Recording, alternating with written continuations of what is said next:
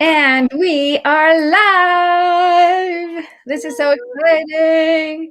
Today is Sunday instead of Tuesday, and that's okay because Tuesday didn't work out for me this week, and I didn't want to miss a week. So we have Dalia here, who is an expert on emotional eating, and we're going to talk about that. First, I'll introduce myself. I'm Rebbetzin Bat-Chen Grossman from ConnectedForReal.com.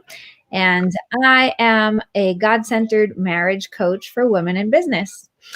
And Dalia, you will introduce yourself because that's the most fun. Then we get to hear a little bit of the story and what's up. Go ahead. So thank you, Bat-Chen, for having me here. I'm very excited to be in your live tonight. I am Dalia, and I'm a nutrition health coach, helping Jewish women lose weight in a balanced way by listening to their bodies. So yeah, that's what I do. And how do you listen to your body? Having a balance and figuring it all out. Yes. Listening to those signals that the body sends you and, digesting it, trying to trigger them. Right. And we're going to talk about how this has to do with marriage. So definitely stay tuned. If you are listening or watching, make sure that you tell us that you're here, or if you're in the replay, #replay, because it would be so fun. You know what I realized when I always liked healthy food. When I was in high school, my friends used to make fun of me. Everybody's like, what's your favorite food? And it's like pasta, pizza, whatever, the random, everybody always said the same things. And I was like, salad. And it was like, who likes salad? But I love salad. Like when there's a salad bar, that is like my favorite thing. And I always saw myself as like a healthy eater and, on the healthier side. And then I realized how much I emotionally eat. And it has nothing to do with eating healthy or not healthy. It has to do with just realizing that you're turning to food as an escape. Right. So you actually emotionally eating means that you are going to comfort yourself in order to cover a certain emotion, right? So we all need to understand what kind of emotion we want to satisfy and what is the right way to satisfy that emotion. So whether it's with food or something else, Right. it's trying to figure that out, right? So there are many questions that you can ask yourself. Is this what I really need right now? Am I really hungry? There's a series of questions you need to talk to yourself about before you reach that comfort food, whether it's healthy or not healthy, right? I'm not talking about healthy food here. It's more about the emotional eating. And I think everybody has emotions, and everybody has that time of the day or the month or whenever that you are turning to food. Right. I mean, you said, just talking about the connection between emotions and food, we're from such a young age, and especially like all cultures revolve around food. Right. Your comfort is the type of foods that your mother made and your grandmother made, and the things that, now I just finished the project with my daughter that they have to do for turning 12. And it's like the roots project. You go into your roots and you get really like, a whole project about you and your roots and whatever. And so when she introduced herself, it was like pulling teeth. Okay. Let's just be really clear here. So hard to do a project with a 12-year-old. I have a 12-year-old as well, so I know what it's like. This is my second time doing this project. The first time was much easier because she was on top of it and she was telling me what to do. This time around, it was the opposite. I was like, come on, let's sit down. Let's just finish one part, just one part. So the introduction, I just read it over today because I had to send it to the print. And in the introduction, she writes, my favorite foods are my grandmother's this and my father's this and my mother's this. And like she broke it down with relationships as, instead of saying it's just a random food, it was more like when my father makes this, it makes me really happy. And when my mother makes this, it makes me really happy. And I really like the food that my grandmother makes specifically on this holiday or whatever. It was like so eye-opening to see from such a young age how much we connect emotions and food. Absolutely. And I think that's really beautiful how she turned it that way. You know, it makes like this special connection to the grandmother or to her father. I think Right. it's really beautiful that she can turn to food like that. And some other people turn to food differently, right? And I think we also grow up, like you mentioned, in every culture, but you mentioned like food can be kind of a reward, you know, like I would have ice cream because I had a tough day, or I'm too tired, or I deserve this because of that. And we just make food more of a prize rather than just like nutritious food to keep on going, right? Yes, yes. Or we Yeah. also kind of tell our kids, if you do this well, you know, if you tidy up your room, you might get an extra piece of dessert. Or it's also like the mindset that we grow with, Oh, right? yeah. Oh my gosh, there's so much around food. And by the way, we judge food, which is so neutral. Right. We're so harsh on food. Like I for many, many years had all these stomach aches, and every time I would look for what did I eat and what was the cause and what did I eat. And so, first it was that's it. I'm not eating eggs anymore because every time I eat eggs it hurts my stomach. And then it went to, whatever, everything. I had to like go through so much foods that I can't eat. So I no longer eat white flour, and I no longer eat sugars, and I no longer eat eggs, and now I'm not even drinking milk. And like, so what do I have left to eat?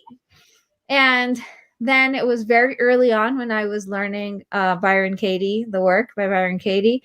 And the work by Byron Katie is meant to be done on people and relationships. But I did the work on food. Wow. And it was the most mind-blowing experience I had because I realized how much I blame food for things that are probably not related to food. So that's the thing. Yeah, the next time it happened when I had a stomachache at the end of a long Sabbath, I was like, okay, what did I eat? Wait a minute. No. How about what happened? Who was here? What happened during this day? And then I'm like, oh, I know. We had this guest who made me crazy and I kept it all inside and I didn't want to say the wrong thing or whatever.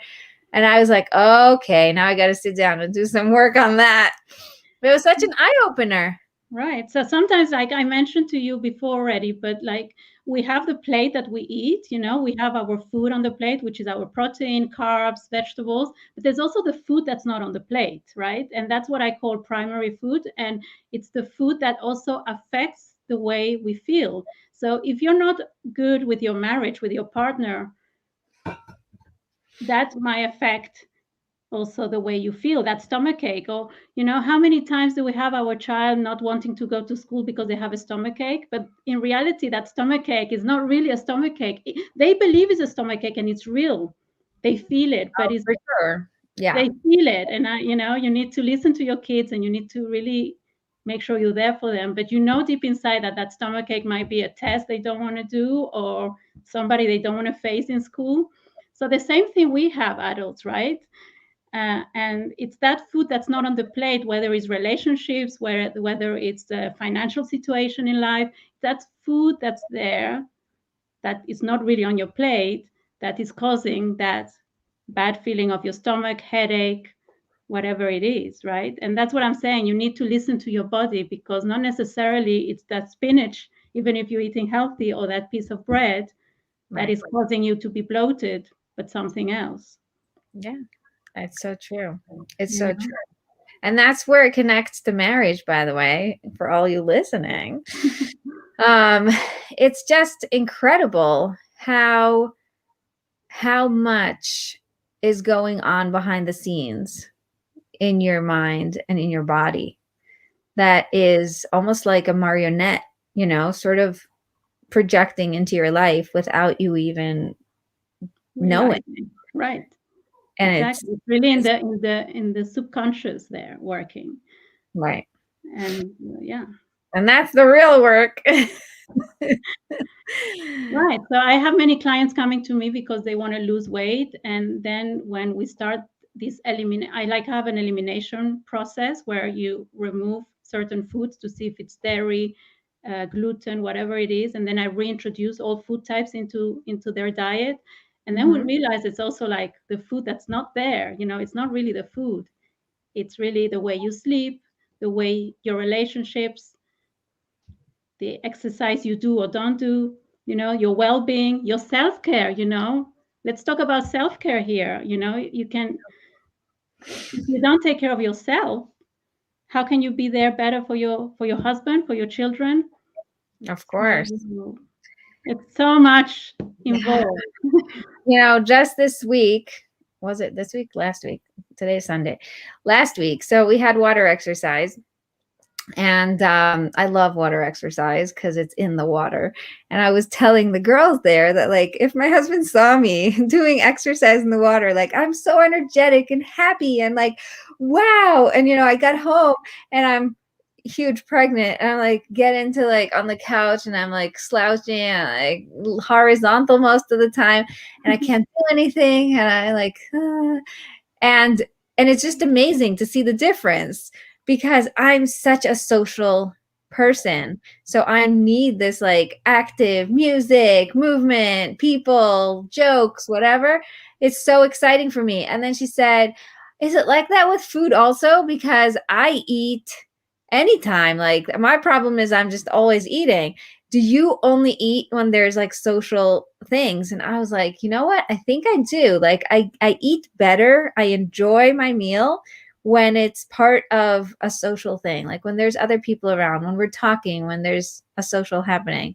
And when I'm just alone at home, like I have to eat my breakfast, I obviously eat my breakfast because I've gotten into a routine where if I don't eat my breakfast, then, then it's not a good idea. So I make sure to eat. But my husband makes me food before he goes out because he knows that I'm just not going to have the energy to like take care of myself and do it for myself. He is he's the best. He really is. You guys should know. Very nice. So yeah, you shouldn't skip meals, because if you skip meals and you really don't have your balanced meals, like your protein, your vegetables, and you're not really balancing your blood sugar, and then is when actually cravings start coming in, and you need to be ready. So I would really recommend you have your 3 meals plus 2 snacks a day, and even an after dinner snack if you need to, just to have your blood sugar balance and not to really reach out to food. Yeah. It's easier said than done. I know it's easier said than done. Now, I'll tell you what's funny is when you're saying that, I'm like, I eat a million meals a day. I don't know if it's because I'm skinny and my metabolism is fast, but like, or if I'm pregnant. Those are my two options. And they're probably both right. I eat, and then like an hour later I eat again, and then an hour later I'm like, let's do a smoothie, and then let's do this and let's do that. I'm constantly like, eating. And I've realized that it's also part of like that filling up the day when I don't have that much going on in my day, let's say in the morning when most of my meetings are American hours or whatever, then suddenly my day is empty or I have some holes. I try to fill them with food, which is very interesting.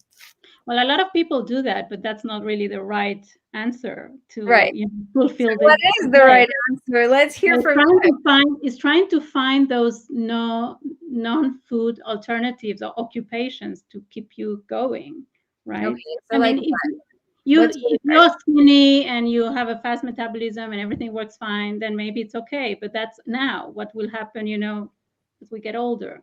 So I always suggest to actually, when you actually reaching that food, when you shouldn't be really eating in between meals, is like, ask yourself, do I really need this right now? Is this going to be satisfying me? If the answer is yes, go and have it. It's not like you should say no and deprive yourself, but maybe you don't need that. Maybe it's just really filling up your time to keep on going, or to fill up your afternoon.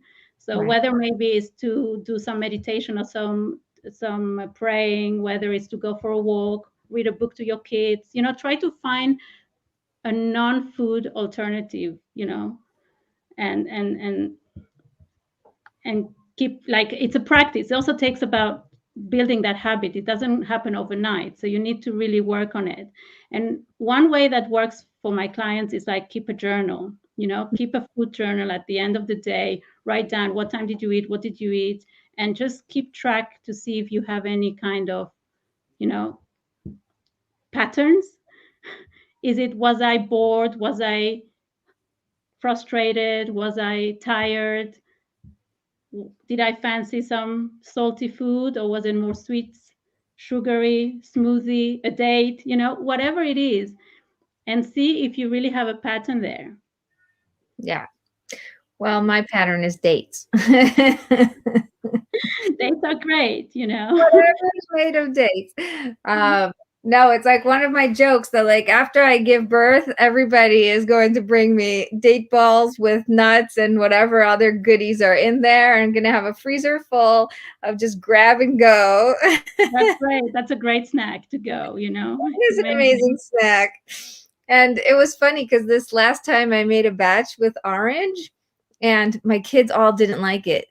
So I was so happy because it was all for me. I was like, yes, finally. More for you. Great. Yeah. So those are the questions I usually recommend you ask yourself when you reach out to food, and try to understand whether it's really, are you hungry or are you craving something? Because if you're hungry, with any good food, you will actually satisfy it. So if, let's say, you want a pack of chips, rather maybe say to yourself, oh, let me have some avocado and some salad, and see if after that I still want some chips. And if you do, then you will have it. But if not, then that was hunger, because you satisfied your hunger with the right food. Right. Whereas craving is like when you want that ice cream or that chocolate, you will reach out to that. Even if you keep pushing it away, you will still have it no matter what. And that could be because you are not well hydrated, or you didn't have a balanced meal, or you really having this emotional eating feeling, and you need to work out why is that happening. And that's where you come in, right? Yes, that is where I come in. I do a lot of work around that. How did you get into this? So I got into this after about 7 years ago, after giving birth to my youngest daughter, where I had a difficult delivery, and I needed to recover myself from it. So it was like really, I find myself, I'm like, it was meant to be, and God had plans for me to go through this difficult delivery in order for me to help other people afterwards by helping myself. So when I help myself, listening to my body, knowing what I needed, because I realized dairy is not good for me and gluten is not good for me. I eat spelt. Spelt is much easier for me to digest than white flour or even dark flour, whole wheat. And then when my family and my friends here by the way, I'm in Switzerland, for those that don't know, the community here, they realized the change I made, like how, it helped me. They asked me for help. And that's where I got started into helping them intuitively. But what worked for me doesn't work for everybody, because we're all different at the end. So it was putting this program together in order to help and identify everybody's own balance, And that's where, the food that's not on that plate comes in, because we can all eat the same food, but what's outside is completely different. Yeah, and that was the whole thing with doing the work on food. Every person's going to say something different about food. For me, it was food is complicated. Food gives me stomach aches. Food hurts me. And for other people, it could be, food is, I don't know what, like whatever else you want to. Rewarding, comforting. Yeah. Rewarding, comforting, or food is all over the place. Everywhere I go, like they feel like they can't run away from it. So that's where you find the, that light, shining light into what is the emotion, what's going on.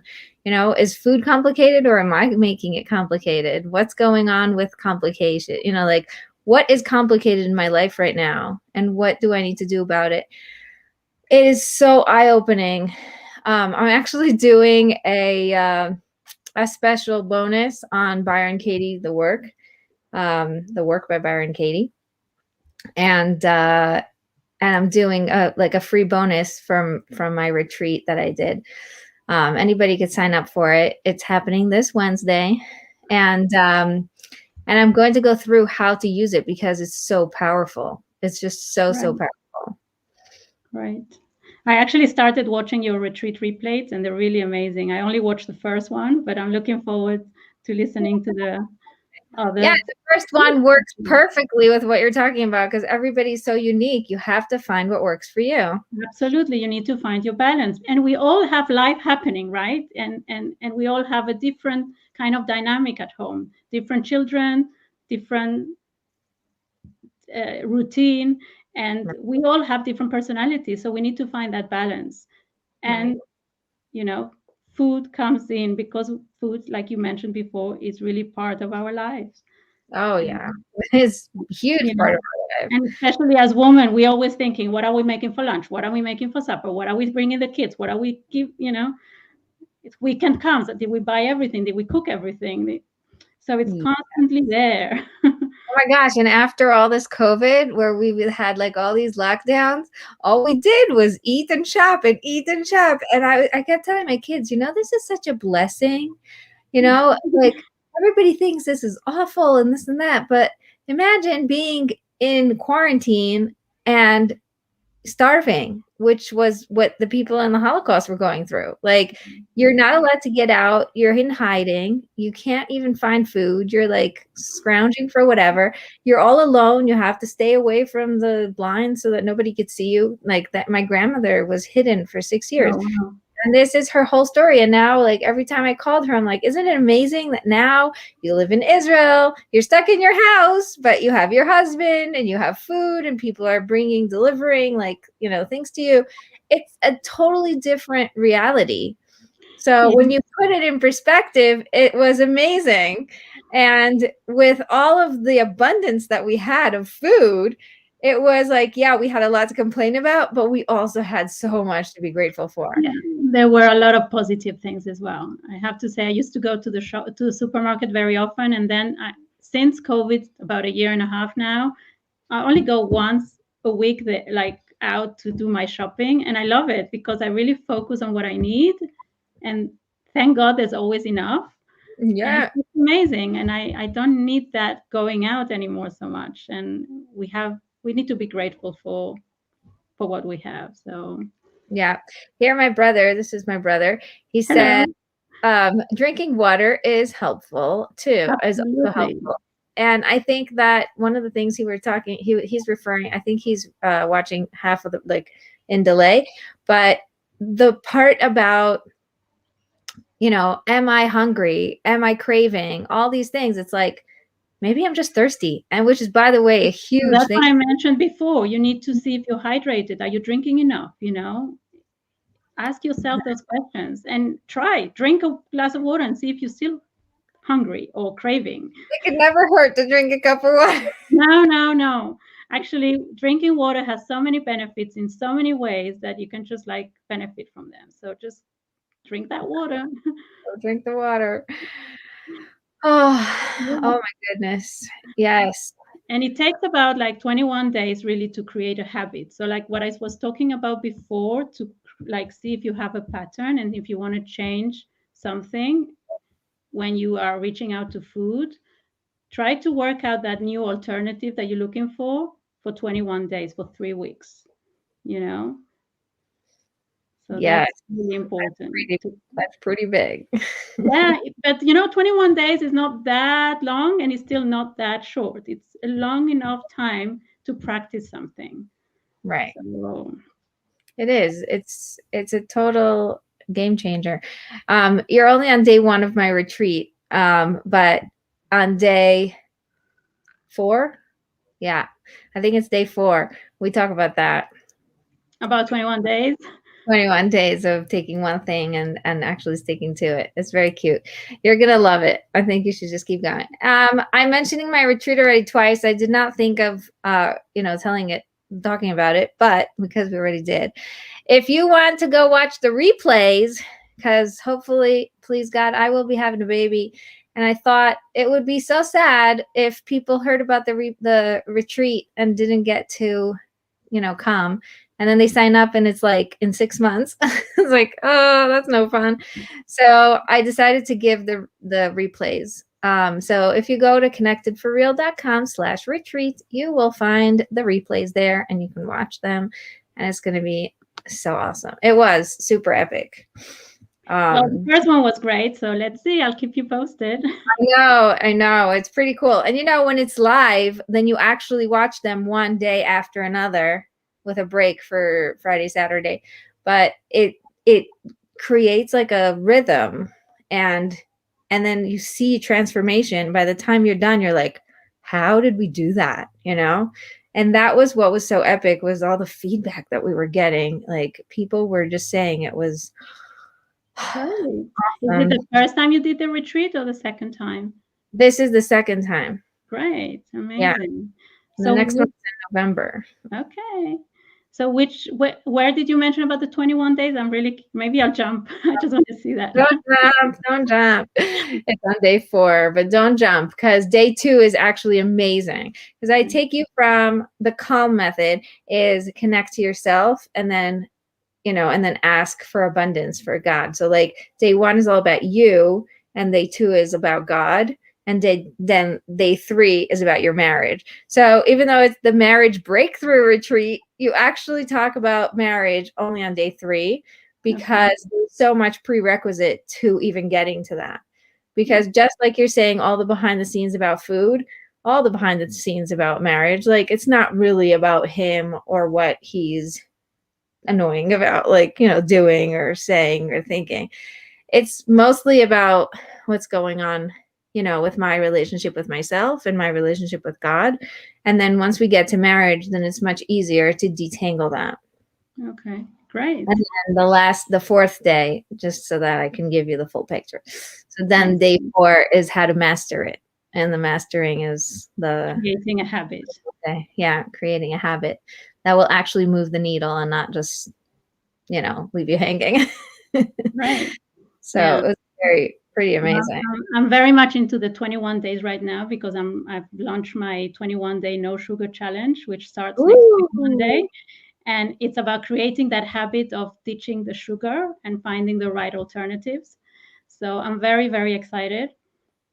So what are the right alternatives? Let's hear. This is exciting, because the right alternative is finding the sweet foods, the foods which contain natural sugar, like the dates that you love, Well, yeah. So that are the right alternatives. We're also finding out about hidden sugars, with so many everything misleading labels that you read, and you think you're buying something healthy and you're not.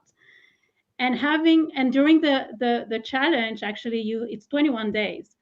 You have an accountability partner which keeps you accountable, so you're not alone. And that is and you can even bring your husband if you want to. So it's actually for women, but if you want to do it with your husband, I think it's also bonding, and it's great, and a great chance for couples to join something and to do something and create a habit together within their household. That's amazing.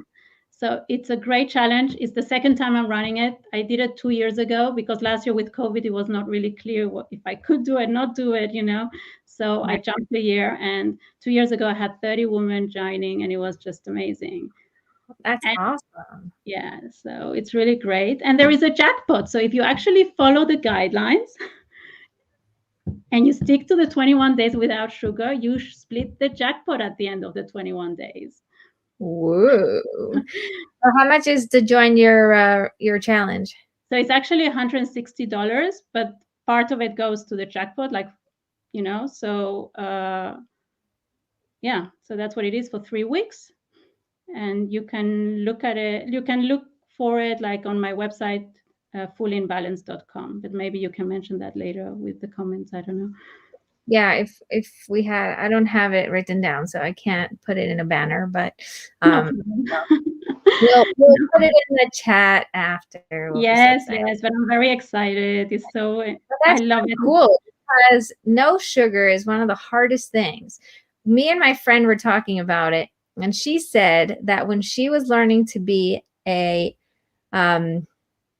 addictions counselor. So she's a marriage counselor and an addictions counselor. She did both courses. And when they were learning about addictions, they had to get off of sugar for a month. And she said it was impossible. And she finally understood what it was like. Like, that was the whole point. If you have to help other people with addictions, you first have to deal with your addiction. And she said, everywhere you go to a gathering, there's cookies, there's cakes, there's nothing you can drink because everything's sugary. And then you go to a friend and they offer you and everything is sugar. And then you go to the store and you realize there's sugar in your tomato sauce and there's sugar in everything. There's sugar everywhere. Oh my goodness, she said it was so hard. And then, of course, the way your body reacts to not having the sugar. In the beginning, it goes absolutely nuts and you start craving everything and you have such a hard time. It is hard. At the beginning, you have these withdrawal symptoms of like headaches and shaky legs because you're like addicted to it. You know, you can't resist it. And suddenly you're like off sugar. But you know, the good thing about this challenge is that you're not alone. You're together in a group. What I was going to say. It's the fact that you even have an accountability buddy is like, tells me, oh my gosh, like I am going to be in good hands. Like I'm going to have who to turn to ask what to do next and what, you know, how do I deal with this? Because there's such a huge, I think one of the things was the alone factor, you know, where she had to go through it and there was no support. It was just like, throw them in the water and tell them, do this thing and see how hard it is. But like, obviously as counselors, they're learning to be the support for the people who are going through it. So it's so important to have the support. And so that makes so much sense, that you would have accountability partners. That was amazing. So the support is the group vibes, you know, keeping each other motivated, showing each other what you're eating. It's not a program. It's really a challenge. You just like I just give guidelines and then they need to follow them. But it's not that you're not allowed to have carbs or you're not allowed, you're eating less. You're eating just as much. It's just no sugar. So it's really great. So yeah, I was going to join, and then she told me I can't join because I'm pregnant. No, you can't join. It's not for everybody, okay? It's not for everyone. No. It's not. Luckily, I'm off the hook. But I also next year. I do it once a year usually, so next year. So yeah, maybe next year. Now I took sugar out of my house. Like white sugar is out completely for years already. And the funniest thing that happened was every time, like also white flour. And every time my in-laws would come, white sugar would appear and white pasta would appear and like all these white things that we never really have, because they're like, what do you mean you don't have sugar? How are we supposed to drink our coffee? How are we supposed to do this and that and the other? So they bring it in. Then when they leave, it goes like, you know, who wants sugar? Somebody take the sugar. But it's just really, it really changes your, I think that's one of the things that's so helpful is cleaning your environment, because if it's not in the house, then you're less likely to use it. You know, like I remember when my mother was on a way of life, not diet, where they were trying to like eat more healthy and just bring in, you know, alternatives and things. One of the rules was just clean out your pantry, you know, just don't have the junk food around. Don't have It is a bit challenging if you have children at home or grandchildren coming in, you know, it's not always easy. And I don't think it's the long-term solution not to have it at home. I think you should have a balance. Okay. You know what I mean? I hear that. I mean, I have kids at home and we're living fine without white sugar. So no, it's okay. But I'm just saying for you, you're in this level that maybe you don't need it. But some people just say, oh, that's crazy, I can't do that. So it needs to be slowly, you know. It's like use what you have and see how you can add healthier options within what you have at home, you know. I like that. Yeah, like definitely. What? Like meal planning. I think meal planning is a key to emotional eating or to cravings. If you plan your meals, you'll be less likely to eat what you shouldn't eat. However, I don't recommend to meal plan, especially if you're coming from like not having really an experience doing meal planning with your family, is like, take what you have at home and try to see what can I add there, which is healthier alternatives for my children, for my husband. Because if you suddenly take everything out, No, it's not going to work. it's not meant to take everything out. But, if you're doing a no sugar challenge and you're like afraid that the granola bars are going to call your name, or that the chocolate bars, are lined up nicely and they're just calling you to just pick one out. Right. Don't buy them. Just don't buy them, for sure not. But I'm just saying, if you have children at home who you want to give them to, or grandchildren that come and visit you, then you need to have something. And then it's probably easier to handle that situation, is how to handle those granola bars that are in your closet, like in your pantry, rather than not buying them at all. Because then when you buy them, you're going to like go for them, right? So, I hear you. It was very funny because somebody said, like, what do your kids eat? How do they get sugar if they don't get, if you don't buy all this junk? And I'm like, did you see how much they get? They go to this class, they get, they go here, they go the whole Sabbath, they're just eating junk. And it's not from my house. It's just the culture is it's the culture every saturated with taffies and and like I said, rewarding. You finish this class, then they give you this. On Friday you finish school, they give you also a lolly, or they give you, there's a birthday party. It's not about, it's about filling it up with candy. So this mentality, this culture. So it's a question of balance. Again, you need to have a balance, because if you take everything out, I mean, not during the challenge. The challenge is really no sugar. I'm just saying, if you want to introduce it at home, it's all with a balance, because otherwise I give sugar to my kids. I can't take it completely out, because otherwise they will go out and look for it somewhere else. And I can't do that. So I let my kids have whatever they get if they want to, whatever. But I'm not going to go out of my way and buy lollipops, and definitely not the taffies. Absolutely no. Yeah, they sell them to us. When we have this Purim, which is like the Jewish carnival, or like Simchat Torah, which is another Jewish holiday, and they get so many candies and sweets. They sell them to us for money, so we give them. Smart kids. They keep some, but they give us a lot. So, so my only rule is, if anybody is interested in what I do, my biggest only rule is no toffee. No toffee. That's what it's called here, toffee. It is so all over the place.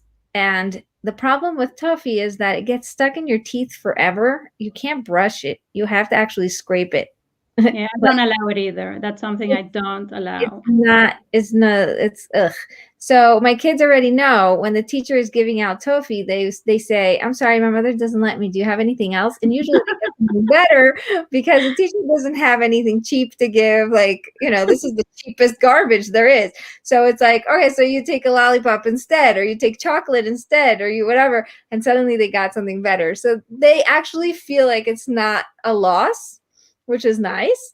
And they also learn that we have rules in the house. It's not like you can't have nothing, but there's one thing I don't let. So it's like, no, we're not allowed to have this. But there are certain boundaries. Yeah. Right. That you're building.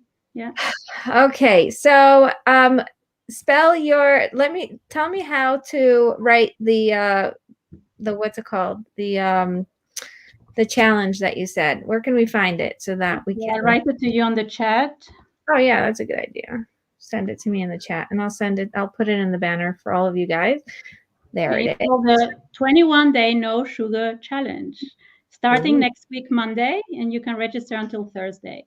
So I look up to you. If you're signing up, I look up to you, because it's a huge thing to take on, and I think it's amazing to do, because not only will it change the way that you feel, it also changes you, because committing to yourself is such a huge thing. Just the commitment of being willing to commitment.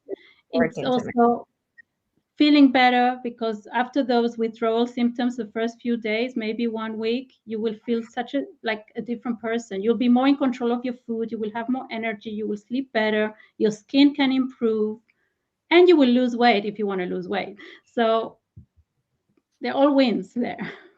Yes. Absolutely. Yes. And then, and also, you know, with all of this support, after the 21 days, I could just imagine how much easier it is to like keep it up, because So it's not as hard to start something. Definitely. I mean, from the experience last time, the ladies that joined, they kept on going for like maybe until like the summer holidays for sure, you know, so another few weeks going there. And then you started something, you don't want to give it up. You're feeling great, you're losing weight, you have more energy. Why to start now? And you don't crave sugar anymore. So even when you will try sugar, you will feel, oh, this is too sweet. I don't want this automatically. You know what's fun? I stopped the sugar. Like I lowered my sugar intake. So when I make cakes, I make them to taste good. But when my mother tastes my cakes, she always says, ugh, this is like, yes, what happened? You forgot to put sugar? And I was like, what do you mean? This is so, and that's one of the reasons why I can't even eat the cakes that, you know, my friends make. It just feels too sweet to me. Like it doesn't even too feel sweet. It's just too, because like we're not used to it anymore. We don't need it anymore. So we prefer right. having like some fruits, some sweet potato, something naturally sweet, rather than have like that cake or that ice cream, which is processed sugar. And that's how you feel after the 21-day no challenge, you know, no sugar challenge. So I really recommend it. Yes. It sounds amazing to me, so I'm totally excited.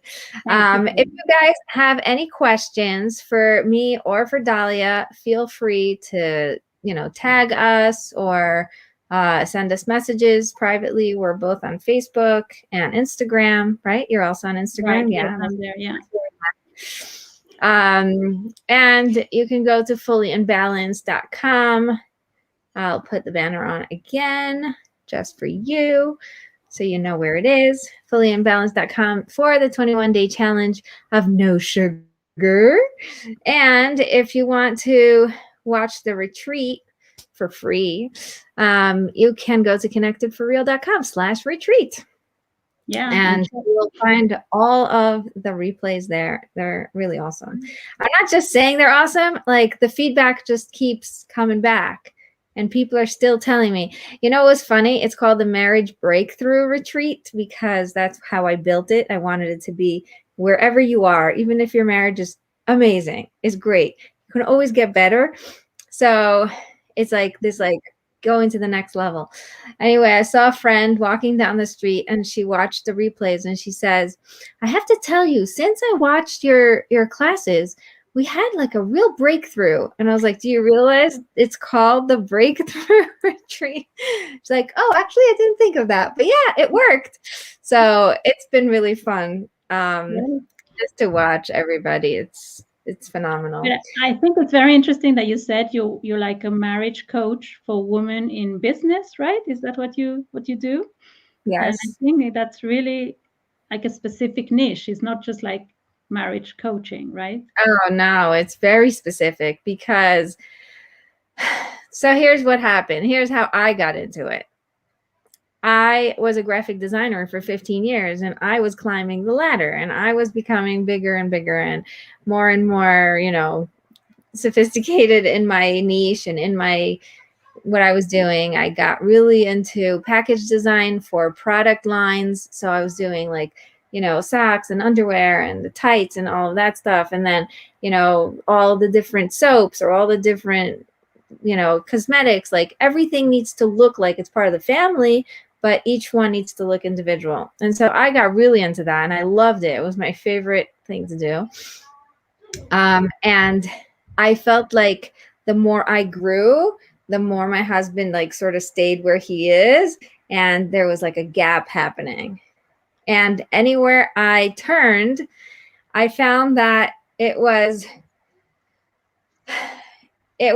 built, like all the marriage advice was built for men's on top and woman's on bottom, and he's controlling, and he's telling her what to do, and he's this and that, whatever. And she has to learn how to, you know, put herself up and hold herself this and hold her boundaries and like, you know, like bring herself to a place where she feels like she is deserving of being an equal.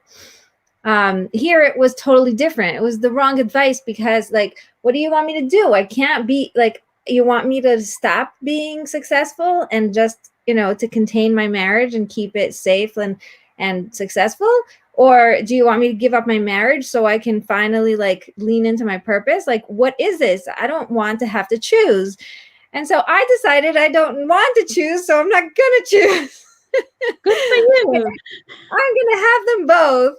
And I had to figure it out pretty much on my own with all my own, you know, people I turned to and the guides and whatever. But like, no one was specifically a marriage. It was most like, you know, more God-centered, you know, my mentors, my friends, my colleagues, whatever. Like I was collecting a ton of tools and things that were working for me. And then I was like, wow, you guys, this is amazing. I'm actually growing and growing and growing. And my husband's supporting me and he's helping me grow instead of holding me back. Because the whole time I felt like he was holding me back and keeping me small and, you know, whatever. I'm sure I'm not the only one because every time I tell the story, everybody's like, yes. So I have to say my husband is very supportive. I don't think I would be where I am today if he wouldn't be backing me up the way he is. But yes, we need to find that balance also there, you know, it's not like always. For sure. And it's constant balance. It's constantly finding a balance and finding the boundaries and finding what am I doing and what is the right thing for me right now. And, you know, I was just thinking about, we were talking about food, and this was something that I was thinking about. You know, it's like going to a buffet and feeling like you have to take this, like everybody is taking the main, so you have to take the main too. And like, but I love the salads. I would rather have an entire plate of all the different salads and maybe like a little bit of fish or something on the side and like be done. And everybody's like, no, but you have to get the potatoes and you have to get the chicken and you have to get this, whatever.